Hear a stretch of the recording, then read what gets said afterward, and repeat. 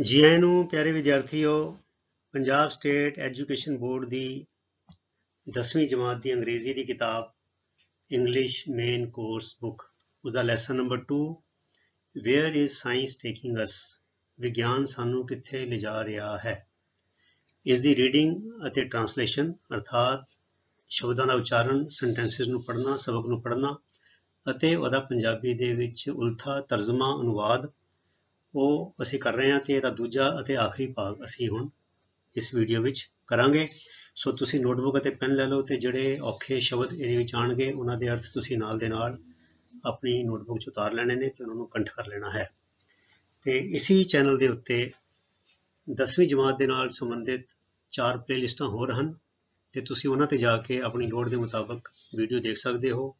ਉਹ ਪਲੇਲਿਸਟ ਹਨ, ਇੱਕ ਹੈਗੀ ਹੈ 10th ਮੈਥ, ਦੂਜੀ ਹੈਗੀ ਹੈ 10th ਮੈਥ ਨੋਟਸ ਤੇ ਤੀਜੀ ਹੈਗੀ ਹੈ 10th ਮੈਥ ਐਕਸਟਰਾ ਕੁਐਸਚਨਸ ਤੇ ਚੌਥੀ ਪਲੇਲਿਸਟ ਹੈਗੀ ਹੈ 10th ਸਾਇੰਸ। ਸੋ ਤੁਹਾਡੀ 10ਵੀਂ ਦੀ ਮੈਥ ਤੇ ਜਿਹੜੀ ਸਾਇੰਸ ਦੀ ਕਿਤਾਬਾਂ ਨੇ ਉਹਨਾਂ ਨੂੰ ਵੀ ਹੱਲ ਕਰਕੇ ਨੋਟਸ ਬਣਾ ਕੇ ਐਕਸਰਸਾਈਜ਼ ਨੂੰ ਹੱਲ ਕਰਕੇ ਪਾ ਦਿੱਤਾ ਗਿਆ ਤਾਂ ਤੁਸੀਂ ਉਹਨਾਂ ਦਾ ਲਾਹਾ ਵੀ ਲੈ ਸਕਦੇ ਹੋ। ਸੋ ਆਓ ਸ਼ੁਰੂ ਕਰੀਏ ਵੇਅਰ ਇਜ਼ ਸਾਇੰਸ ਟੇਕਿੰਗ ਅਸ, ਦੂਜਾ ਅਤੇ ਆਖਰੀ ਹਿੱਸਾ। ਸੋ ਲਾਸਟ ਅਸੀਂ ਪੜ੍ਹਿਆ ਸੀ ਬੱਚਿਓ ਕਿ it is science that has given us the unexpected distribution of the age groups, ਹੈ ਨਾ, ਉੱਥੇ ਅਸੀਂ ਸਟਾਪ ਕੀਤਾ ਸੀਗਾ। ਸੋ ਇਸ ਤੋਂ ਅਗਲੀ ਲਾਈਨ ਇਹਦਾ ਆਲਮੋਸਟ ਐਵਰੀ ਈਅਰ, ਤਕਰੀਬਨ ਹਰ ਸਾਲ, ਸਮ ਮਾਡਰਨ ਡਰਗ, ਕੋਈ ਨਾ ਕੋਈ ਅਜੋਕੀ ਦਵਾਈ, ਮਾਡਰਨ ਮਾਨੇ ਅਜੋਕੀ, ਆਧੁਨਿਕ, ਐਡਜ਼ ਅ ਲਿਟਲ, ਜੋੜ ਦਿੰਦੀ ਹੈ, ਵਧਾ ਦਿੰਦੀ ਹੈ, ਅ ਲਿਟਲ ਥੋੜਾ ਜਿਹਾ, ਮੋਰ ਜ਼ਿਆਦਾ, to the average span of life, span ਹੁੰਦਾ ਬੱਚਿਓ ਲੰਬਾਈ, ਠੀਕ ਹੈ, ਆਫ ਲਾਈਫ ਜ਼ਿੰਦਗੀ ਦੀ ਲੰਬਾਈ ਅਰਥਾਤ ਉਮਰ ਦੀ ਲੰਬਾਈ, ਐਵਰੇਜ ਮਨੇ ਔਸਤਨ। ਸੋ ਤਕਰੀਬਨ ਹਰ ਸਾਲ ਕੋਈ ਅਜੋਕੀ ਦਵਾਈ ਔਸਤਨ ਉਮਰ ਦੀ ਲੰਬਾਈ ਵਿੱਚ ਥੋੜਾ ਹੋਰ ਵਾਧਾ ਕਰ ਦਿੰਦੀ ਹੈ। ਸਾਨੂੰ ਪਤਾ ਹੀ ਹੈ ਪੁਰਾਣੇ ਜ਼ਮਾਨੇ 'ਚ ਬੱਚਿਓ ਲੋਕੀ 50-55 ਸਾਲ ਦੀ ਉਮਰ 'ਚ ਪੂਰੇ ਹੋ ਜਾਂਦੇ ਸੀ। ਅੱਜ ਸਾਨੂੰ 80-90 ਸਾਲ ਦੇ ਬੰਦੇ ਆਮ ਮਿਲ ਜਾਣਗੇ। ਕਿਉਂਕਿ ਉਹ ਫਟਾਫਟ ਹਸਪਤਾਲ ਲੈ ਜਾਓ ਤੇ ਬੰਦਾ ਸਟੰਟ ਪਾ ਦਿੰਦਾ ਹੈ ਜਾਂ ਕੋਈ ਸਰਜਰੀ ਹੋ ਜਾਂਦੀ ਹੈ ਤੇ ਬੰਦੇ ਦਾ ਬਚਾਅ ਹੋ ਜਾਂਦਾ ਹੈ। ਅੱਜ ਤੋਂ 30-35 ਸਾਲ ਪਹਿਲੇ ਇਹ ਸਹੂਲਤਾਂ ਨਹੀਂ ਸੀ। 40 ਸਾਲ 50 ਸਾਲ ਪਹਿਲੇ ਤੇ ਬਿਲਕੁਲ ਵੀ ਨਹੀਂ ਸੀ। ਲੋਕੀ ਨਮੂਨੀਆ ਨਾਲ ਮਰ ਜਾਂਦੇ ਸੀਗੇ, ਫਲੂ ਨਾਲ ਮਰ ਜਾਂਦੇ ਸੀਗੇ, ਹਾਰਟ ਅਟੈਕ ਕਿਤੇ ਹੋ ਗਿਆ ਪਿਆ ਬੰਦਾ ਕਿਤੇ, ਨਾ ਕੋਈ ਐਂਬੂਲੈਂਸ ਨਾ ਕੋਈ ਸਾਧਨ ਸੀਗੇ ਤੇ ਬੰਦੇ ਦੀ ਮੌਤ ਹੋ ਜਾਂਦੀ ਸੀ। ਆਪਣਾ ਬ੍ਰੇਨ ਹੈਮਰੇਜ ਨਾ ਹੋ ਜਾਂਦੀ ਸੀਗੀ, BP ਹਾਈ ਹੋਣ ਕਰਕੇ ਹੋ ਜਾਂਦੀ ਸੀ। ਅੱਜ ਕੱਲ੍ਹ ਦਵਾਈਆਂ ਨੇ, ਸਾਧਨ ਨੇ ਬੜੇ। ਸੋ ਇਸ ਕਰਕੇ ਦਵਾਈਆਂ ਜਿਹੜੀਆਂ ਆ ਰਹੀਆਂ ਨੇ ਵੀ ਬੰਦੇ ਦੀ ਕੁਆਲਿਟੀ ਆਫ ਲਾਈਫ ਤੇ ਨਹੀਂ ਵਧੀ, ਬੰਦਾ ਮਤਲਬ ਕਿ ਉਹਨੂੰ ਲਈ ਜਿੰਦਾ ਰੱਖਣ ਦਾ ਜਿਹੜਾ ਸਬੱਬ ਹੈ ਉਹ ਬਣ ਗਿਆ ਹੈ, ਠੀਕ ਹੈ। ਤੇ ਹੋ ਕੀ ਰਿਹਾ, until the upper group is overcrowded. Upper group ਮੈਨੇ ਬੱਚੇ ਹੁਣ ਜਿਹੜੀ ਗਰੁੱਪ ਦੀ ਗੱਲ ਹੋ ਰਹੀ ਸੀ ਏਜ ਗਰੁੱਪਸ, ਜਿਹੜਾ ਅਪਰ ਗਰੁੱਪ ਹੈ ਮਤਲਬ ਉਤਲਾ ਜਿਹੜਾ ਗਰੁੱਪ ਹੈ ਬਜ਼ੁਰਗਾਂ ਦਾ, ਓਵਰ ਕਰਾਊਡਡ ਵੀ ਉਹਨਾਂ ਦੀ ਭਰਮਾਰ ਹੋਈ ਜਾ ਰਹੀ ਹੈ, ਉਹਨਾਂ ਦੀ ਭੀੜ ਵਧੀ ਜਾ ਰਹੀ ਹੈ। ਜਦੋਂ ਤਾਈਂ ਉੱਪਰਲਾ ਧੜਾ ਖਚਾ ਖਚ ਭਰ ਜਾਂਦਾ ਹੈ, ਉਹ ਭਰੀ ਜਾ ਰਿਹਾ, ਠੀਕ ਹੈ। ਇਨ ਦੀ ਯੂਨਾਈਟਿਡ ਸਟੇਟਸ, ਹੁਣ ਉਦਾਹਰਨ ਲਈਏ ਜਿਹੜਾ ਅਮਰੀਕਾ ਕੰਟਰੀ ਹੈ, ਯੂਨਾਈਟਿਡ ਸਟੇਟਸ ਅਸੀਂ ਕਹਿੰਦੇ ਨੇ, ਯੂਨਾਈਟਿਡ ਸਟੇਟਸ ਆਫ ਅਮਰੀਕਾ ਨੂੰ ਸੰਖੇਪ ਰੂਪ ਵਿੱਚ ਕਈ ਲੋਕੀ ਯੂਨਾਈਟਿਡ ਸਟੇਟਸ ਵੀ ਕਹਿ ਦਿੰਦੇ ਨੇ, ਕੱਲਾ ਸਟੇਟਸ ਵੀ ਕਹਿ ਦਿੰਦੇ ਨੇ, ਜਿੱਦਾਂ I am going to states, ਕਿ ਮੈਂ ਅਮਰੀਕਾ ਜਾ ਰਿਹਾ ਹਾਂ। ਸੋ ਯੂਨਾਈਟਿਡ ਸਟੇਟਸ ਦਾ ਇੱਥੇ ਮਤਲਬ ਹੈ ਅਮਰੀਕਾ। ਫॉर ਇੰਸਟੈਂਸ ਅਰਥਾਤ ਉਦਾਹਰਨ ਦੇ ਤੌਰ ਤੇ, ਮਿਸਾਲ ਦੇ ਤੌਰ ਤੇ, ਦੇਅਰ ਆਰ ਆਲਰੇਡੀ, ਪਹਿਲਾਂ ਹੀ 9 ਮਿਲੀਅਨ, 9 ਮਿਲੀਅਨ ਦਾ ਮਤਲਬ ਹੁੰਦਾ ਬੱਚਿਓ 1 ਮਿਲੀਅਨ ਵਿੱਚ ਮਤਲਬ ਹੈ 6 ਸਿਫਰਾਂ, 6 ਜ਼ੀਰੋਜ਼, ਅਰਥਾਤ ਜਿਹੜੇ ਸਾਡੀ ਦੇਸੀ ਗਿਣਤੀ ਹੈ 1 ਮਿਲੀਅਨ 10 ਲੱਖ ਦੇ ਬਰਾਬਰ ਹੁੰਦਾ ਹੈ। ਸੋ 9 ਮਿਲੀਅਨ ਦਾ ਮਤਲਬ ਹੈ 90 lakh people over the age of 60, 60 ਸਾਲ ਤੋਂ ਉੱਪਰਲੀ ਉਮਰ ਵਾਲੇ। ਸੋ ਮਿਸਾਲ ਦੇ ਤੌਰ ਤੇ ਅਮਰੀਕਾ ਵਿੱਚ ਪਹਿਲਾਂ ਹੀ 60 ਸਾਲ ਤੋਂ ਵਧੇਰੇ ਉਮਰ ਵਾਲਿਆਂ ਦੀ ਗਿਣਤੀ 90 ਲੱਖ ਹੈ, ਠੀਕ ਹੈ। ਦਿਸ ਟਾਕ ਵਾਜ਼ ਡਿਲੀਵਰਡ ਅਰਾਊਂਡ ਦੀ 1950s, ਤੇ ਜਿਹੜੀ ਇਹ ਗਿਣਤੀ ਹੈ ਇਹ 1950 ਦੀ ਹੈ, 1950 ਦੀ, 1950 ਦੇ ਦਹਾਕਿਆਂ ਦੀ। ਕਹਿੰਦੇ ਦਿਸ ਟਾਕ ਵਾਜ਼ ਡਿਲੀਵਰਡ, ਮਤਲਬ ਇਹ ਗੱਲ ਵਰਤਾਈ ਗਈ ਸੀ, ਅਰਥਾਤ ਇਹ ਗੱਲ ਦੱਸੀ ਗਈ ਸੀ ਅਰਾਊਂਡ ਦੀ 1950s, ਇਹ 1950 ਦੇ ਲਾਗੇ ਛਾਗੇ ਦੀ ਗੱਲ ਹੈ। ਵੈਨ ਵੀ ਸੇ 1950s, ਇਹਦਾ ਮਤਲਬ ਕਿ 1950 ਤੋਂ ਲੈ ਕੇ 1959 ਤੱਕ, ਠੀਕ ਹੈ। ਸੋ ਜਿਹੜੇ ਆ ਅਸੀਂ 10 ਸਾਲ ਗਿਣਦੇ ਹਾਂ ਦਹਾਕਾ, ਅਸੀਂ ਕਹਿ ਦਿੰਦੇ ਵੀ 1950 ਦਾ ਦਹਾਕਾ ਜਿਹੜਾ ਹੈ। ਸੋ ਇਹ ਗੱਲ 1950 ਵਿੱਚ ਦੱਸੀ ਗਈ ਸੀ, ਇਹ ਫਿਗਰ 90 ਲੱਖ ਦੀ। ਫਿਰ ਅੱਗੇ ਕਹਿੰਦੇ ਇਨ 15 years time, अर्थात आने वाले 15 सालों which this number will reach, यह गिनती पहुंच जाएगी, दी एस्टोनिशिंग होंदी है बच्चों हैरान करने वाली, फिगर मैंने अंकड़ा, ऑफ 45 मिलियन। 45 मिलियन का की मतलब हो गया बच्चा 450 लाख, अर्थात 4 करोड़ 50 लाख या 4.5 करोड़। सो आने वाले 15 सालों च यह गिनती हैरान करने वाले अंकड़े 4.5 करोड़ ते पुज जाएगी। ठीक है। Who is to keep them, उन्होंने सांभ कौन करेगा, यदि कोई विउतबंदी नहीं, कोई प्लानिंग नहीं, कोई इंश्योरेंस हस्पताल, कोई मतलब घर सांभना, उन्होंने कोई सोसाइटियां, मतलब जो भी बड़े सारे जुगाड़ करने पैणगे, क्योंकि वो बंदे कम करने वाले नहीं होणगे, वो बजुर्ग होणगे, उन्होंने कोई समस्यावां होणगियां, उन्होंने कई मुश्किलां होणगियां।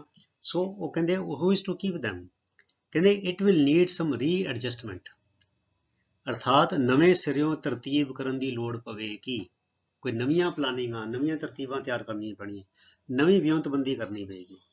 And so science goes on raising its problems, so इस तरह विज्ञान अपनियां मुश्किलां वधाई जा रहा है। अगे कहंदे compared with our fundamental question, कहंदे साडे मुढ़ले सवाल दे मुकाबले, कंपेयर्ड विद ओदी तुलना विच, ओदे मुकाबले, मुढ़ला सवाल जिहड़ा शुरू च सीगा किहड़ा, व्हाट इज लाइफ, जीवन की है, these problems may seem to be of less importance, शायद ये समस्यावां घट अहम जापदियां हन, इसी करके कोई ध्यान नहीं दे रहा या इन्नियां महत्वपूर्ण नहीं हैगियां। पर फिर जिहड़ा टॉक शो कर रहा बंदा लिखारी जिहड़ा है वो की कह रहा, but they are not really so, पर असल विच वो इवें है नहीं, यह घट महत्वपूर्ण नहीं हैगियां, यह भी महत्वपूर्ण ने। कहंदे what is happening is that science is creating problems faster than they can be solved. ਇਹਦਾ ਕੀ ਮਤਲਬ ਹੋਇਆ, ਕਹਿੰਦੇ ਹੋ ਇਹ ਰਿਹਾ ਹੈ, what is happening is that ਹੋ ਇਹ ਰਿਹਾ ਹੈ ਕਿ ਵਿਗਿਆਨ ਜਿੰਨੀ ਛੇਤੀ ਸਮੱਸਿਆਵਾਂ ਹੱਲ ਕਰ ਸਕਦਾ ਹੈ ਉਸ ਨਾਲੋਂ ਕਿਤੇ ਛੇਤੀ ਉਹਨਾਂ ਨੂੰ ਜਨਮ ਦੇ ਰਿਹਾ ਹੈ। ਅਰਥਾਤ ਇਸ ਤੋਂ ਪਹਿਲੇ ਕਿ ਜਿਹੜੀ ਸਮੱਸਿਆਵਾਂ ਤਿਆਰ ਹੋਈਆਂ ਉਹਦਾ ਹੱਲ ਲੱਭ ਲਿਆ ਜਾਵੇ, ਉਹਦਾ ਹੱਲ ਲੱਭਣ ਤੋਂ ਪਹਿਲਾਂ ਹੀ 4 ਸਮੱਸਿਆਵਾਂ ਹੋਰ ਤਿਆਰ ਹੋ ਜਾਂਦੀਆਂ। ਅਰਥਾਤ ਜਿਸ ਸਪੀਡ ਦੇ ਨਾਲ, ਜਿਸ ਗਤੀ ਦੇ ਨਾਲ ਉਹ ਸਮੱਸਿਆਵਾਂ ਹੱਲ ਕਰ ਰਿਹਾ, ਉਹ ਤੋਂ ਕਿਤੇ ਵੱਧ ਗਤੀ ਦੇ ਨਾਲ ਉਹ ਸਮੱਸਿਆਵਾਂ ਨੂੰ ਪੈਦਾ ਕਰ ਰਿਹਾ, ਜਨਮ ਦੇ ਰਿਹਾ। ਕੌਣ? ਵਿਗਿਆਨ। ਫਿਰ ਕਹਿੰਦੇ man is struggling in a sort of vicious circle, ਮਨੁੱਖ ਇੱਕ ਕਿਸਮ ਦੇ ਸ਼ੈਤਾਨੀ ਚੱਕਰ ਵਿੱਚ ਘੁੰਮਣ ਘੇਰੀਆਂ ਖਾ ਰਿਹਾ। ਅਰਥਾਤ ਅਸੀਂ 60-70 ਕਹਿ ਦਿੰਦੇ ਜਾਂ ਕਹਿੰਦੇ ਵੀ ਸਮੱਸਿਆਵਾਂ ਮੁੱਕਣ 'ਚ ਨਹੀਂ ਆ ਰਹੀਆਂ, ਇੱਕ ਸਮੱਸਿਆ ਹੱਲ ਹੁੰਦੀ ਹੈ, 2 ਹੋਰ ਖੜੀਆਂ ਹੋ ਜਾਂਦੀਆਂ, ਫਿਰ 2 ਚੋਂ ਕਿਸੇ ਨੂੰ ਸਾਂਭਦੇ ਹਾਂ, 4 ਹੋਰ ਖੜੀਆਂ ਹੋ ਜਾਂਦੀਆਂ। ਸੋ ਜਿਹੜਾ ਇਹ ਸਮੱਸਿਆਵਾਂ ਵਧੀ ਜਾ ਰਹੀਆਂ ਨੇ। ਜਦੋਂ ਕੰਪਿਊਟਰ ਆਏ ਫਿਰ ਉਹ ਉਂਗਲਾਂ ਦੀਆਂ ਦਰਦਾਂ ਸ਼ੁਰੂ ਹੋ ਗਈਆਂ, ਧੌਣ ਦੀ ਦਰਦ ਸ਼ੁਰੂ ਹੋ ਗਈ, ਫਿਰ ਲੱਕ ਦੀ ਦਰਦ ਸ਼ੁਰੂ ਹੋ ਗਈ, ਹਨਾ। ਜਿਵੇਂ ਜਿਵੇਂ ਕੋਈ ਸਾਧਨ ਆਉਂਦੇ ਨੇ ਉਹਨਾਂ ਸੁੱਖ ਆਰਾਮ ਆਉਂਦਾ, ਉਹਨਾਂ ਕੋਈ ਨਾਲ ਸਮੱਸਿਆਵਾਂ ਵੀ ਫਿਰ ਆਉਣੀਆਂ ਸ਼ੁਰੂ ਹੋ ਜਾਂਦੀਆਂ। ਫਿਰ ਉਹਦੇ ਫਿਜ਼ੀਓਥੈਰੇਪੀ ਕਲੀਨਿਕ ਸ਼ੁਰੂ ਹੋ ਜਾਂਦੇ ਨੇ, ਫਿਰ ਕਹਿੰਦੇ ਹੁਣ ਇਹਦਾ ਇੱਦਾਂ ਇਲਾਜ ਕਰੋ, ਹੁਣ ਇਹਦਾ ਇਹ ਇੱਦਾਂ ਕਰੋ। So man is struggling in a sort of vicious circle, always striving ਦਾ ਮਤਲਬ ਵੀ ਸਟਰਗਲਿੰਗ ਹੀ ਹੁੰਦਾ। ਸਟਰਾਈਵਿੰਗ ਮੈਨੇ ਵੀ ਜਦੋਜਹਿਦ ਕਰ ਰਿਹਾ, ਟੂ ਕੈਚਅਪ ਮੈਨੇ ਨਾਲ ਰਲ ਜਾਣਾ, ਵੀ ਉਹ ਤੋਂ ਮੋਹਰੇ ਹੋ ਜਾਣਾ, ਕਿ ਤੋਂ ਸਮੱਸਿਆ ਤੋਂ ਮੋਹਰੇ ਹੋ ਜਾਣਾ। ਐਂਡ ਨੈਵਰ ਗੈਟਿੰਗ ਨੀਅਰਰ, ਪਰ ਲਾਗੇ ਨਹੀਂ ਪਹੁੰਚ ਪਾ ਰਿਹਾ। ਰੇਸ ਜਿਹੜੀ ਸਮੱਸਿਆਵਾਂ ਦੀ ਹੈ ਤੇ ਮਨੁੱਖ ਦੀ ਲੱਗੀ ਹੋਈ ਹੈ, ਸਮੱਸਿਆਵਾਂ ਤੋਂ ਅੱਗੇ ਨੇ ਤੇ ਬੰਦਾ ਪਿੱਛੇ ਹੈਗਾ ਤੇ ਨੇੜੇ ਨਹੀਂ ਪਹੁੰਚ ਪਾ ਰਿਹਾ। ਹਮੇਸ਼ਾ ਸਮੱਸਿਆਵਾਂ ਤੋਂ ਮੂਹਰੇ ਹੋਣ ਲਈ ਜੂਝ ਰਿਹਾ ਹੈ, ਪਰ ਕਿਤੇ ਲਾਗੇ ਨਹੀਂ ਪੁੱਜ ਪਾ ਰਿਹਾ। ਅਰਥਾਤ ਸਮੱਸਿਆਵਾਂ ਦੀ ਗਿਣਤੀ, ਸਮੱਸਿਆਵਾਂ ਦਾ ਹੱਲਾ ਵਧੀ ਜਾ ਰਿਹਾ ਹੈ, ਪਰ ਇਹ ਜਿਹੜਾ ਮਨੁੱਖ ਹੈ ਉਹ ਉਹਨਾਂ ਵਿੱਚ ਫਸਦਾ ਜਾ ਰਿਹਾ ਹੈ। And there are no signs that the glut ਹੁੰਦਾ ਬੱਚਿਓ ਭਰਮਾਰ, ਆਫ ਡਿਸਕਵਰੀਜ਼, ਖੋਜਾਂ ਦੀ ਭਰਮਾਰ is coming to an end, ਇਹਦਾ ਕਿਤੇ ਅੰਤ ਹੋਣ ਜਾ ਰਿਹਾ। ਕਹਿੰਦੇ ਅਤੇ ਇਵੇਂ ਦੇ ਕੋਈ ਸੰਕੇਤ ਨਹੀਂ ਦਿਸਦੇ। And there are no signs, sign ਮਨੇ ਸੰਕੇਤ, ਅਤੇ ਇਵੇਂ ਦੇ ਕੋਈ ਸੰਕੇਤ ਨਹੀਂ ਦਿਸਦੇ ਕਿ ਖੋਜਾਂ ਦੀ ਇਹ ਭਰਮਾਰ ਖਤਮ ਹੋਣ ਜਾ ਰਹੀ ਹੈ। ਇੱਦਾਂ ਦਾ ਕੁਝ ਨਹੀਂ ਹੈ। ਕਹਿੰਦੇ war is the worst example, worst ਮਨੇ ਸਭ ਤੋਂ ਭੈੜਾ, ਸਭ ਤੋਂ ਮਾੜਾ। ਜੰਗ ਸਭ ਤੋਂ ਮਾੜੀ ਮਿਸਾਲ ਹੈ। ਇਸ ਮਸਲੇ ਵਿੱਚ ਇੱਕ ਜੰਗ ਦੀ ਮਿਸਾਲ ਸਭ ਤੋਂ ਭੈੜੀ ਦਿੱਤੀ ਜਾ ਸਕਦੀ ਹੈ। ਕਹਿੰਦੇ ਸਾਇੰਸ ਹੈਜ਼ ਪੁਸ਼ਡ ਇਟ, ਮਤਲਬ ਕਿ ਜੰਗ ਨੂੰ, so far forward that ethics and morals are floundering hopelessly behind. मतलब कि जंग ਸਾਡੇ ਤੋਂ ਬਹੁਤ ਅੱਗੇ ਨਿਕਲ ਗਈ ਹੈ। ਜੰਗ ਦੀ ਜਿਹੜੀ ਬਿਰਤੀ ਹੈ ਉਹ ਸਾਡੇ ਤੇ ਬਹੁਤ ਹਾਵੀ ਹੋ ਚੁੱਕੀ ਹੈ। ਤੇ ਐਥਿਕਸ ਹੁੰਦਾ ਬੱਚਿਓ ਨੈਤਿਕਤਾ, ਤੇ ਮੋਰਲਸ ਹੁੰਦੇ ਨੇ, ਅਸੀਂ ਕਹਿ ਸਕਦੇ ਹਾਂ ਵੀ ਜਿੱਦਾਂ ਇਖਲਾਕ, ਕਰੈਕਟਰ, ਹਨਾ। ਫਲਾਉਂਡਰਿੰਗ ਮਾਨੇ ਠੇਡੇ ਖਾ ਰਹੇ ਨੇ, ਹੋਪਲੈਸਲੀ ਮਾਯੂਸੀ ਵਿੱਚ ਬਿਹਾਈਂਡ, ਪਿੱਛੇ ਰਹਿ ਗਏ। ਵਿਗਿਆਨ ਨੇ ਇਸ ਨੂੰ ਅਰਥਾਤ ਜੰਗ ਨੂੰ ਇੰਨਾ ਅੱਗੇ ਧੱਕ ਦਿੱਤਾ ਹੈ ਕਿ ਸਾਡੇ ਤੋਂ ਇੰਨਾ ਅੱਗੇ ਨਿਕਲ ਚੁੱਕੀ ਹੈ ਬਿਰਤੀ ਨਫ਼ਰਤ ਦੀ ਤੇ ਹਉਮੈ ਦੀ, ਅਹੰਕਾਰ ਦੀ ਤੇ ਤ੍ਰਿਸ਼ਨਾ ਦੀ, ਕਿ ਮੈਂ ਇਹ ਵੀ ਕਬਜ਼ਾ ਕਰ ਲਵਾਂ, ਮੈਂ ਇਹ ਸੀਟਾਂ ਵੀ ਲੈ ਲਵਾਂ, ਮੈਂ ਇਹ ਵਾਲੇ ਸੂਬੇ 'ਚ ਵੀ ਰਾਜ ਆਪਣਾ ਬਣਾ ਲਵਾਂ, ਇੱਥੇ ਵੀ ਆਪਣਾ ਰਾਜ ਬਣਾ ਲਵਾਂ, ਕਿ ਨੈਤਿਕਤਾ ਅਤੇ ਇਖਲਾਕ ਮਾਯੂਸੀ ਵਿੱਚ ਪਿੱਛੇ ਠੇਡੇ ਖਾ ਰਹੇ ਹਨ। ਕਿ ਹੁਣ ਕੋਈ ਇਹਦੇ ਵਿੱਚ ਨੈਤਿਕਤਾ ਤੇ ਇਖਲਾਕ ਦੀ ਕੋਈ ਗੱਲ ਨਹੀਂ ਰਹਿ ਗਈ ਵੀ ਬਸ ਕਬਜ਼ਾ ਕਰਨਾ ਹੈ, ਦੂਜੇ ਨੂੰ ਢਾਉਣਾ ਹੈ, ਦੂਜੇ ਨੂੰ ਪਿੱਛੇ ਸੁੱਟਣਾ ਹੈ। It makes one sometimes ask, ਕਹਿੰਦੇ ਇਹ ਸਭ ਕਦੇ ਕਦੇ ਕਿਸੇ ਨੂੰ ਸਵਾਲ ਪੁੱਛਣ ਲਈ ਪ੍ਰੇਰਦਾ ਹੈ।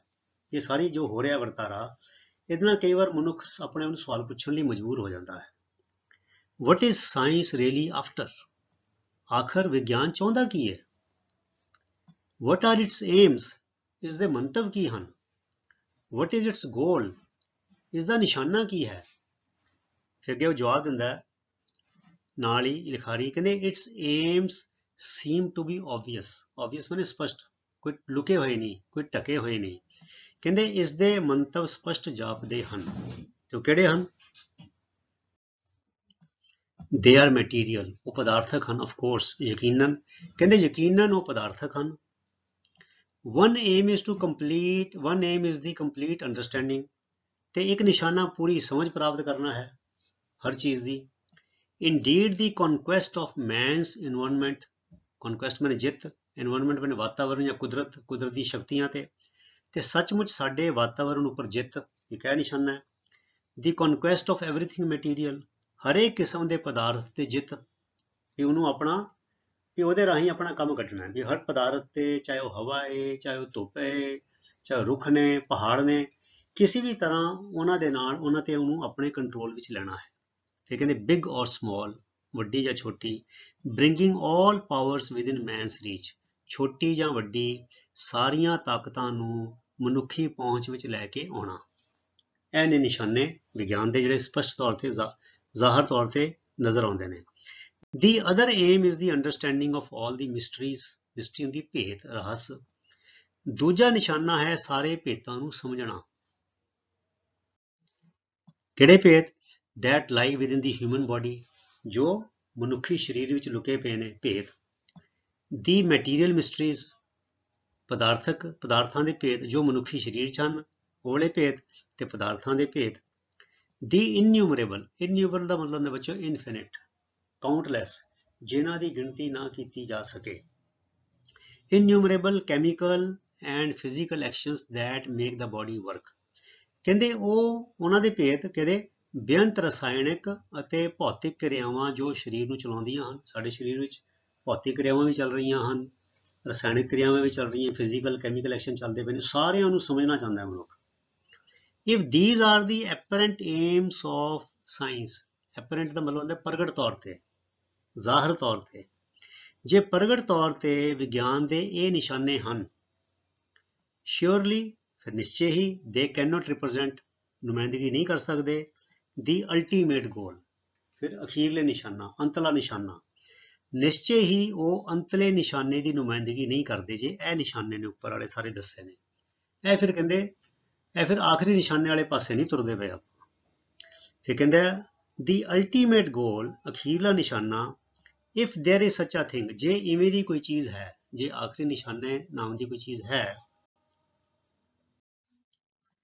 तो must be the understanding of everything that makes life worthwhile, ਤੇ ਫਿਰ ਉਹ ਨਿਸ਼ਾਨਾ ਕਿਹੜਾ ਹੋਣਾ ਚਾਹੀਦਾ ਹੈ, ਤੇ ਹਰੇਕ ਉਸ ਚੀਜ਼ ਦੀ ਸਮਝ ਹੋਣੀ ਚਾਹੀਦੀ ਹੈ ਜੋ ਜੀਵਨ ਨੂੰ ਸਾਰਥਕ ਬਣਾਏ। ਮਤਲਬ ਕਿ ਇਹ ਸੋਚਣਾ ਚਾਹੀਦਾ ਕਿ ਜੋ ਮੈਂ ਕੰਮ ਕਰ ਰਿਹਾ, ਜੋ ਮੈਂ ਸਮਝਣ ਦੀ ਕੋਸ਼ਿਸ਼ ਕਰ ਰਿਹਾ, ਇਹਦਾ ਮਨੁੱਖਤਾ ਨੂੰ ਕੀ ਲਾਭ ਹੋਏਗਾ, ਮੇਰੇ ਜੀਵਨ ਦਾ ਪੱਧਰ ਕਿਵੇਂ ਹੋਏਗਾ। ਸਿਰਫ ਸਰੀਰ ਦੀ ਇੰਦਰੀਆਂ ਦੇ ਰਸ ਪੂਰੇ ਕਰਨ ਲਈ ਨਹੀਂ ਹੋਣਾ ਚਾਹੀਦਾ ਕਿ ਸਮਾਜ ਮੇਰਾ ਸੁਖਾਵਾਂ ਬਣੇਗਾ, ਕਿ ਬਰਾਬਰਤਾ ਆਏਗੀ, ਜਾਂ ਕਿ ਗੈਰ ਬਰਾਬਰੀ ਵਧੇਗੀ, ਕਿ ਨਫ਼ਰਤ ਵਧੇਗੀ, ਕਿ ਹਉਮੈ ਵਧੇਗੀ, ਕਿ ਲਾਲਚ ਵਧੇਗਾ, ਹਨਾ।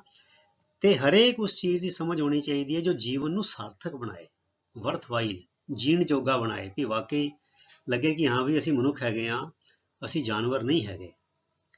The enrichment of all that life means, ਹਰ ਉਸ ਚੀਜ਼ ਦਾ ਵਾਧਾ ਜਿਸ ਦਾ ਮਤਲਬ ਜੀਵਨ ਹੈ। ਫਿਰ ਕਹਿੰਦੇ that goes beyond material things, ਪਰ ਕਹਿੰਦੇ ਇਹ ਗੱਲ ਤੇ ਪਦਾਰਥਕ ਚੀਜ਼ਾਂ ਤੋਂ ਪਰੇ ਹੈਗੀ ਹੈ। ਇੱਦਾਂ ਦੀ ਸੋਚ ਵੀ ਉਹ ਗੱਲਾਂ ਕਰੋ ਜੀ ਜਿਹਨਾਂ ਜ਼ਿੰਦਗੀ ਵਰਥਵਾਈਲ ਬਣੇ, ਹਰ ਉਹ ਚੀਜ਼ ਨੂੰ ਪ੍ਰਫੁੱਲਿਤ ਕਰੋ ਜਿਹਨੂੰ ਅਸੀਂ ਅਸਲ ਵਿੱਚ ਜੀਵਨ ਕਹਿ ਸਕਦੇ ਹਾਂ। ਤੇ ਕਹਿੰਦੇ that goes beyond material things, ਉਹ ਗੱਲਾਂ ਤੇ ਪਦਾਰਥਕ ਚੀਜ਼ਾਂ ਤੋਂ ਪਰੇ ਨੇ। For man needs more than food and shelter and clothing and the understanding of what goes on within his stomach, ਕਿਉਂਕਿ ਮਨੁੱਖ ਦੀ ਲੋੜ ਸਿਰਫ ਰੋਟੀ, ਕੱਪੜਾ ਅਤੇ ਮਕਾਨ ਅਤੇ ਇਹ ਜਾਣਨਾ ਨਹੀਂ ਕਿ ਉਸਦੇ ਢਿੱਡ ਵਿੱਚ ਕੀ ਚੱਲਦਾ ਪਿਆ ਹੈ। ਸਿਰਫ ਢਿੱਡ ਦਾ ਮਸਲਾ ਥੋੜ੍ਹੀ ਹੈਗਾ। ਢਿੱਡ ਦਾ ਮਸਲਾ ਤੇ ਉਹ ਲਈ ਕਹਿ ਸਕਦੇ ਹਾਂ ਜਿਹਨੂੰ 4 ਦਿਨ ਤੋਂ ਰੋਟੀ ਨਹੀਂ ਮਿਲੀ, ਉਹ ਕਹੇਗਾ ਮੈਨੂੰ ਤਾਂ ਰੋਟੀ ਚਾਹੀਦੀ, ਹੋਰ ਕੁਛ ਨਹੀਂ ਚਾਹੀਦਾ, ਮੈਨੂੰ ਕੋਈ ਤੁਹਾਡਾ ਲੈਕਚਰ, ਕਥਾ, ਕੀਰਤਨ ਕੁਛ ਨਹੀਂ ਚਾਹੀਦਾ। ਜਿਹਦੇ ਕੋਲ ਛੱਤ ਨਹੀਂ ਹੈਗੀ ਉਹ ਕਹੇ ਮੈਨੂੰ ਛੱਤ ਚਾਹੀਦੀ ਹੈ। ਪਰ ਜਦੋਂ ਮਨੁੱਖ ਕੋਲ ਛੱਤ ਵੀ ਆ ਜਾਂਦੀ ਹੈ, ਕੱਪੜੇ ਵੀ ਆ ਜਾਂਦੇ ਨੇ ਤੇ ਰੋਟੀ ਵੀ ਆ ਜਾਂਦੀ ਹੈ, ਫਿਰ ਉੱਥੇ ਤੇ ਨਹੀਂ ਟਿੱਕੇ ਬੈਠ ਜਾਂਦਾ, ਫਿਰ ਹੋਰ ਉਹਦੀ ਉਥਲ ਪੁਥਲ ਸ਼ੁਰੂ ਹੋ ਜਾਂਦੀ ਹੈ। ਸੋ ਇਹ ਲਿਖਾਰੀ ਕਹਿਣਾ ਚਾਹੁੰਦਾ ਵੀ ਕਿ ਮਨੁੱਖ ਦੀ ਲੋੜ ਸਿਰਫ ਰੋਟੀ, ਕੱਪੜਾ ਤੇ ਮਕਾਨ ਹੀ ਨਹੀਂ, ਤੇ ਸਿਰਫ ਇਹ ਜਾਣਨਾ ਨਹੀਂ ਕਿ ਮੇਰੇ ਢਿੱਡ ਵਿੱਚ ਕੀ ਚੱਲਦਾ ਪਿਆ, ਅਰਥਾਤ ਮੈਨੂੰ ਅੱਜ ਮੈਂ ਕੱਲ ਕੀ ਖਾਧਾ ਸੀ, ਅੱਜ ਮੈਂ ਹੁਣ ਇਹ ਖਾਣਾ ਹੈ ਤੇ ਮੈਂ ਹੁਣ ਇਹ ਖਾਣਾ ਹੈ, ਹਨਾ, ਤੇ ਹੁਣ ਮੈਂ ਘਰ ਇੱਦਾਂ ਦਾ ਬਣਾਉਣਾ ਹੈ, ਹੁਣ ਮੈਂ ਗੇਟ ਇੱਦਾਂ ਦਾ ਲਾਣਾ ਹੈ, ਤੇ ਉੱਥੇ ਤੱਕ ਨਹੀਂ ਹੈਗਾ। ਉਸ ਤੋਂ ਅਗਾਂਹ ਵੀ ਉਹ ਕੁਛ ਨਾ ਕੁਛ ਸੋਚਦਾ ਹੈ।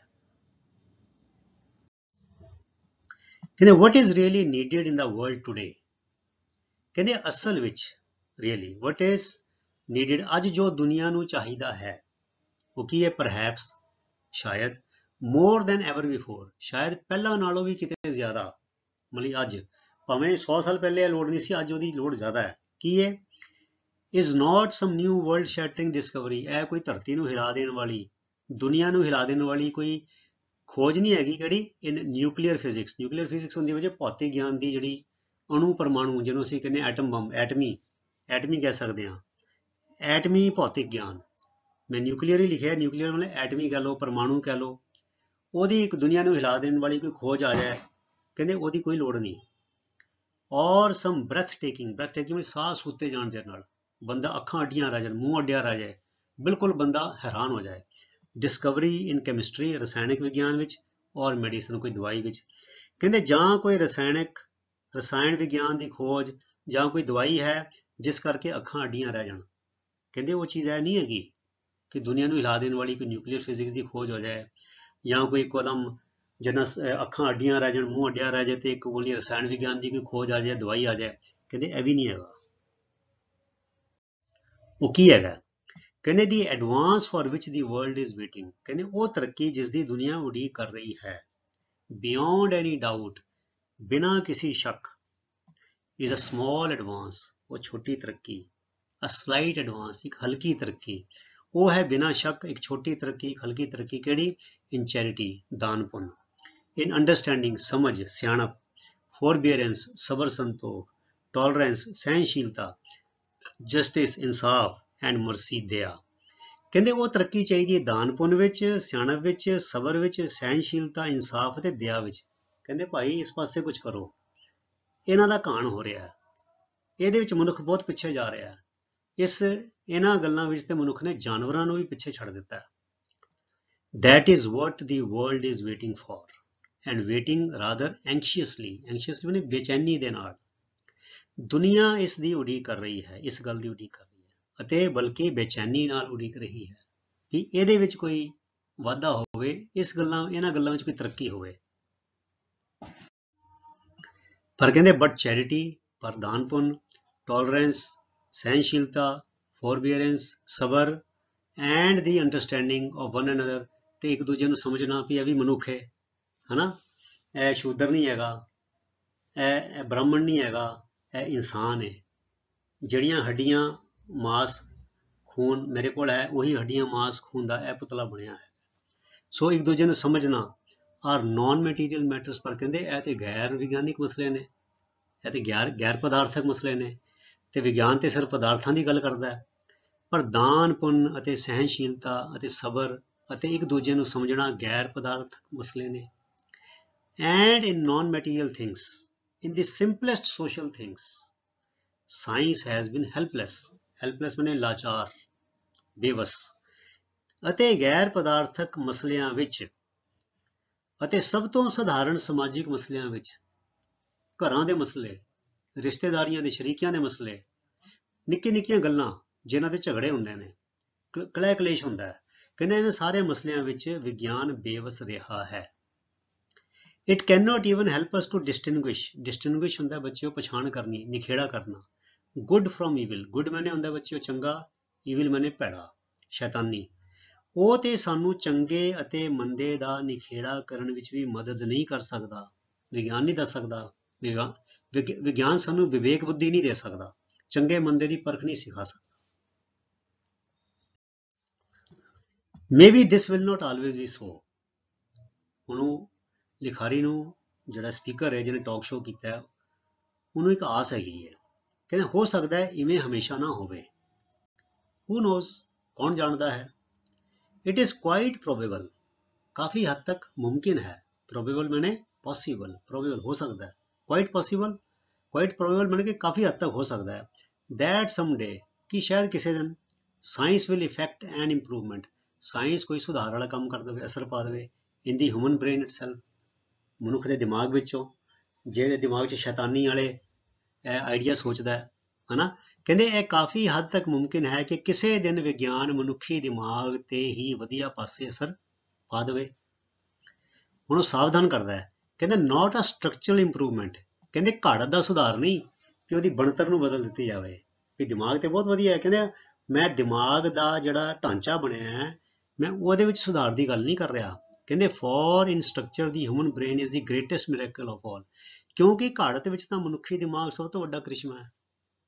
ਜਿਹੜਾ ਮਨੁੱਖੀ ਦਿਮਾਗ ਪ੍ਰਮਾਤਮਾ ਨੇ ਬਣਾਇਆ, ਵਾਹਿਗੁਰੂ ਨੇ ਬਣਾਇਆ ਹੈ, ਇਹ ਤੇ ਆਪਣੇ ਆਪ ਵਿੱਚ ਦੁਨੀਆ ਦਾ ਸਭ ਤੋਂ ਵੱਡਾ ਕ੍ਰਿਸ਼ਮਾ ਹੈ, ਇਹ ਕਰਾਮਾਤ ਹੈ, ਇਹ ਚਮਤਕਾਰ ਹੈ।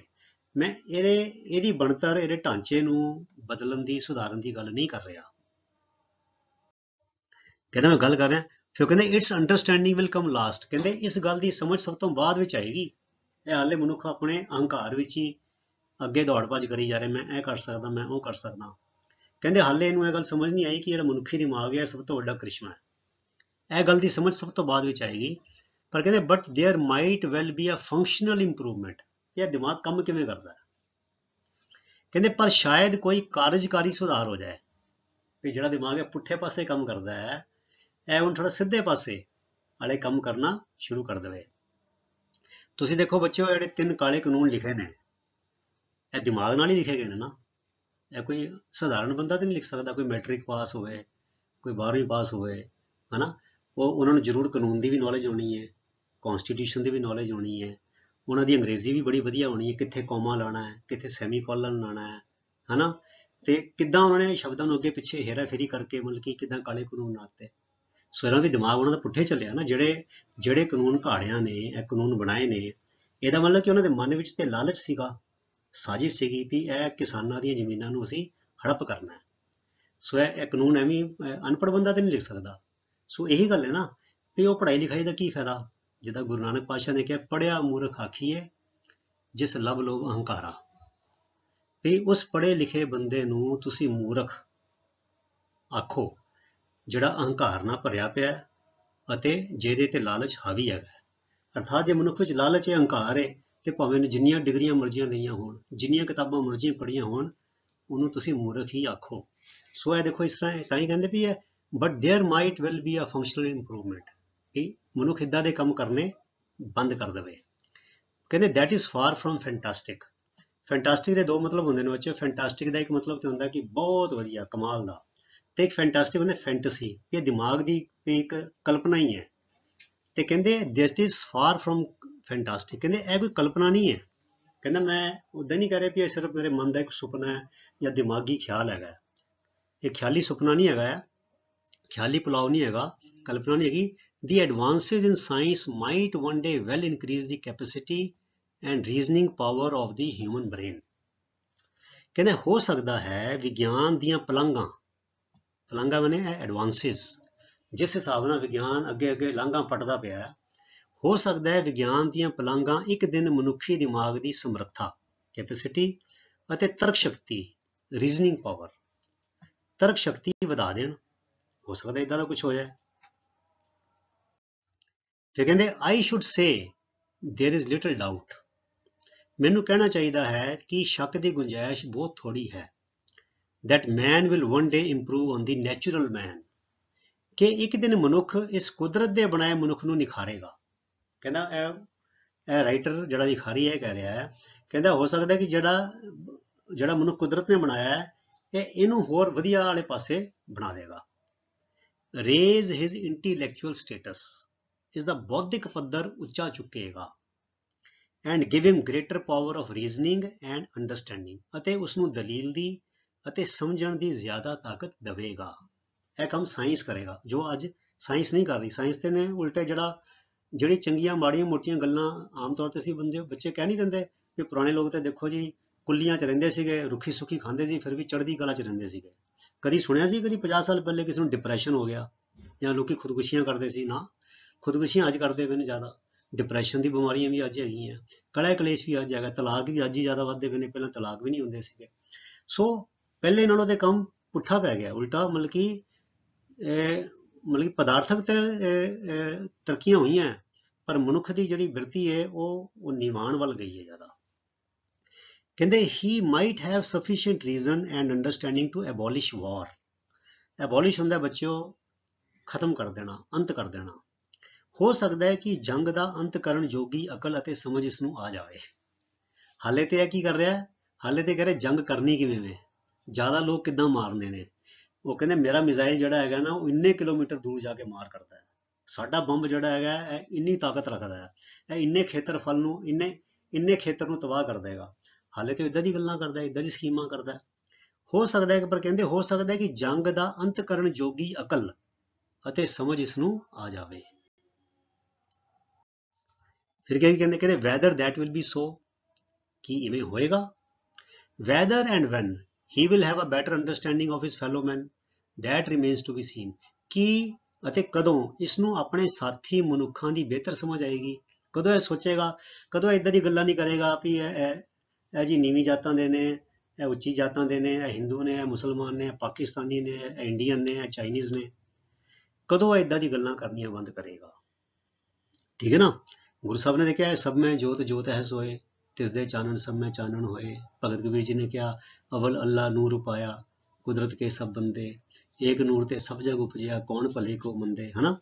ਸੋ ਪਰ ਇਹ ਸਮਝ ਕਦੋਂ ਆਏਗੀ? ਇਹ ਸਮਝ ਤੇ ਬੱਚਿਓ ਵਿਗਿਆਨ ਪੜ੍ਹ ਕੇ ਨਹੀਂ ਆਏਗੀ।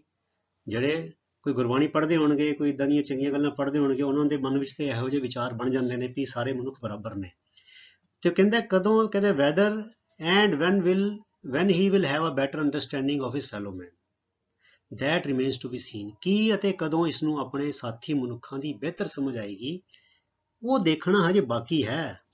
ਕਹਿੰਦੇ ਮੈਂ ਸਾਇੰਸ ਦੀ ਜਿਹੜੀ ਪਦਾਰਥਕ ਤਰੱਕੀ ਤੋਂ ਇੰਨਾ ਪ੍ਰਭਾਵਿਤ ਨਹੀਂ, that remains to be seen। ਉਹ ਦੇਖਣਾ ਹਜੇ ਬਾਕੀ ਹੈ ਕਿ ਮਨੁੱਖ ਨੂੰ ਵਾਕਈ ਅਕਲ ਆਈ ਹੈ ਜਾਂ ਨਹੀਂ ਆਈ। It brings us back to the question।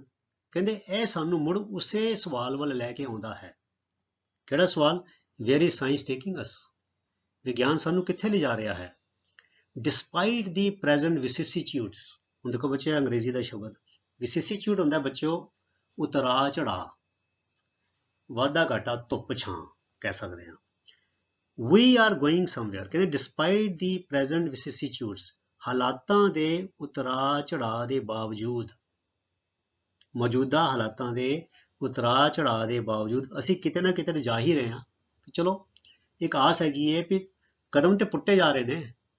ਉਹ ਕਹਿੰਦਾ ਉਹਨੂੰ ਰਾਈਟਰ ਨੂੰ, ਲਿਖਾਰੀ ਨੂੰ ਆਸ ਹੈ ਵੀ ਭਾਵੇਂ ਠੇਡੇ ਟੋਏ ਟਿੱਬੇ ਬੜੇ ਆ ਰਹੇ ਨੇ, ਉਤਰਾ ਚੜਾ ਕਾਫੀ ਹੈਗੇ ਨੇ, ਗਲਤੀਆਂ ਵੀ ਹੋ ਰਹੀਆਂ ਨੇ, ਪਰ ਕਹਿੰਦੇ ਵੀ ਆਰ ਗੋਇੰਗ ਸਮਵੇਅਰ, ਅਸੀਂ ਕਿਤੇ ਨਾ ਕਿਤੇ ਤੇ ਜਾ ਹੀ ਰਹੇ ਹਾਂ। ਤੇ ਉਹਨੂੰ ਆਸ ਹੈ ਵੀ ਸ਼ਾਇਦ ਅਸੀਂ ਚੰਗੇ ਪਾਸੇ ਜਾਵਾਂਗੇ। ਫਿਰ ਆਖਰੀ ਆ ਗਿਆ ਸਾਡਾ, ਕਹਿੰਦੇ ਦੇਅਰ ਆਰ ਟਰਬਲਸਮ ਟਾਈਮਸ ਅਹੈਡ।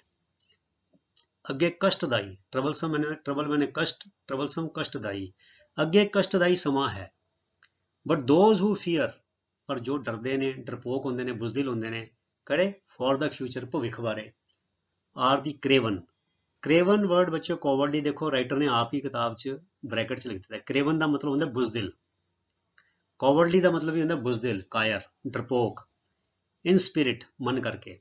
ਪਰ ਜਿਹੜੇ ਭਵਿੱਖ ਤੋਂ ਡਰਦੇ ਹਨ, those who fear for the future, ਜਿਹੜੇ ਭਵਿੱਖ ਤੋਂ ਡਰਦੇ ਹਨ, ਮਨ ਕਰਕੇ ਬੁਜ਼ਦਿਲ ਹੁੰਦੇ ਹਨ। ਕਹਿੰਦੇ ਵੀ ਡਰਨਾ ਨਹੀਂ ਚਾਹੀਦਾ, ਕੋਈ ਗੱਲ ਨਹੀਂ, ਆਉਣ ਤੋਂ ਟੱਕਰਾ ਕਰਾਂਗੇ, ਭਵਿੱਖ ਨੂੰ ਅਸੀਂ ਨਜਿੱਠਾਂਗੇ, ਪਲੈਨਿੰਗ ਕਰਾਂਗੇ। For life is becoming more and more interesting, ਕਿਉਂਕਿ ਜਿਹੜੀ ਜ਼ਿੰਦਗੀ ਹੈ ਉਹ ਗਾਂ ਤੋਂ ਗਾਂ, ਅੱਗੇ ਤੋਂ ਅੱਗੇ ਹੋਰ ਤੋਂ ਹੋਰ ਰੋਚਕ ਬਣਦੀ ਪਈ ਹੈ। ਇੰਟਰੀਗਿੰਗ ਹੁੰਦੇ ਬੱਚੋ ਜਿਹਦੇ 'ਚ ਕੋਈ ਸਾਜ਼ਿਸ਼ ਹੋਵੇ, ਕੋਈ ਚੈਲੰਜ ਹੋਵੇ, ਕੋਈ ਵੰਗਾਰ ਹੋਵੇ, ਕੋਈ ਚੁਣੌਤੀ ਹੋਵੇ, ਜਿਹਦੇ 'ਚ ਕੋਈ ਸੋਚਣ ਲਈ ਮਜਬੂਰ ਹੋਵੇ। ਇੰਟਰੀਗਿੰਗ ਐਂਡ ਐਕਸਾਈਟਿੰਗ, ਰੋਮਾਂਚਕ ਬਣਦੀ ਪਈ ਹੈ, ਕਿਉਂਕਿ ਜ਼ਿੰਦਗੀ ਅੱਗੇ ਨਾਲੋਂ ਹੋਰ ਰੋਚਕ, ਵੰਗਾਰ ਭਰੀ ਅਤੇ ਰੋਮਾਂਚਕ ਹੋ ਰਹੀ ਹੈ। ਫਿਰ ਉਹ ਟਾਕ ਸ਼ੋ ਵਾਲਾ ਕਹਿੰਦਾ ਹੈ, ਆਈ ਵਿਸ਼ ਆਈ ਹੈਡ ਅਨਦਰ 100 years। ਉਹਨੂੰ ਮੈਨੂੰ ਲੱਗ ਰਿਹਾ ਕਿ ਅੱਗੇ ਜ਼ਿੰਦਗੀ 'ਚ ਬੜਾ ਕੁਛ, ਇਹ ਜ਼ਿੰਦਗੀ ਦੀ ਕਿਤਾਬ ਨੇ ਬੜਾ ਕੁਛ ਖੋਲ੍ਹਣਾ ਤੇ ਬੜੀ ਕੁਛ ਨਵੀਆਂ ਗੱਲਾਂ ਦੇਖਣ ਨੂੰ ਮਿਲਣਗੀਆਂ। ਤੇ ਇਸ ਕਰਕੇ ਆਸ ਕਰਦਾ, ਆਈ ਵਿਸ਼ ਆਈ ਹੈਡ ਅਨਦਰ 100 years। ਕਹਿੰਦਾ ਕਾਸ਼ ਮੇਰੇ ਕੋਲ 100 ਸਾਲ ਹੋਰ ਹੁੰਦੇ, ਅਰਥਾਤ ਕਾਸ਼ ਮੈਂ 100 ਸਾਲ ਹੋਰ ਜਿਉਂਦਾ ਤੇ ਜਿਹੜੀ ਇੰਟਰਸਟਿੰਗ, ਇੰਟਰੀਗਿੰਗ ਤੇ ਐਕਸਾਈਟਿੰਗ ਗੱਲਾਂ ਜਿਹੜੀਆਂ ਜ਼ਿੰਦਗੀ ਨੇ ਸਾਹਮਣੇ ਲਿਆਉਣੀਆਂ ਸੀ, ਮੈਂ ਉਹਨਾਂ ਨੂੰ ਦੇਖ ਪਾਉਂਦਾ। ਸੋ ਇਹ ਬੱਚਿਓ ਜਿਹੜਾ ਟਾਕ ਸ਼ੋ ਹੈ, ਇਹ ਡਾਕਟਰ SW ਪੈਨੀਕਵਿਕ ਨੇ ਦਿੱਤਾ ਫਰੋਮ ਅ ਬ੍ਰੌਡਕਾਸਟ ਹੁੰਦਾ ਬੱਚਿਓ ਜਿੱਦਾਂ ਪ੍ਰਸਾਰਣ ਕਰਨਾ। ਬ੍ਰੌਡਕਾਸਟ ਟਾਕ ਫਰੋਮ ਐਡੀਲੇਡ ਬੱਚਿਓ ਇੱਕ ਸ਼ਹਿਰ ਦਾ ਨਾਮ ਹੈਗਾ ਆਸਟ੍ਰੇਲੀਆ ਦੇ ਵਿੱਚ, ਠੀਕ ਹੈ। ਸੋ ਐਸੀ ਪਿਆਰੇ ਵਿਦਿਆਰਥੀਓ, ਤੁਹਾਡਾ lesson number 2 where science is taking us, ਤੇ ਉਸਦਾ ਦੂਜਾ ਅਤੇ ਆਖਰੀ ਭਾਗ ਜਿਸ 'ਚ ਅਸੀਂ ਰੀਡਿੰਗ ਕੀਤੀ, ਐਕਸਪਲੇਨੇਸ਼ਨ ਕੀਤੀ ਤੇ ਅਸੀਂ ਤਰਜਮਾ ਕੀਤਾ। ਹੁਣ ਆਉਣ ਵਾਲੀ ਵੀਡੀਓ ਵਿੱਚ ਅਸੀਂ ਇਹਦੀਆਂ ਐਕਸਰਸਾਈਜ਼ ਤੁਹਾਡੇ ਲਈ ਲੈ ਕੇ ਆਵਾਂਗੇ। ਤੁਸੀਂ ਇਸੇ ਤਰ੍ਹਾਂ ਡਟ ਕੇ ਮਿਹਨਤ ਨਾਲ ਆਪਣੀ ਪੜ੍ਹਾਈ ਕਰੀ ਚਲੋ। ਅਗਲੀ ਵੀਡੀਓਜ਼ ਤੱਕ ਲਈ ਗੁੱਡ ਬਾਏ। ਤੁਹਾਡਾ ਸਾਰਿਆਂ ਦਾ ਬਹੁਤ ਬਹੁਤ ਧੰਨਵਾਦ। ਰੱਬ ਰੱਖਾ। Thank you very much.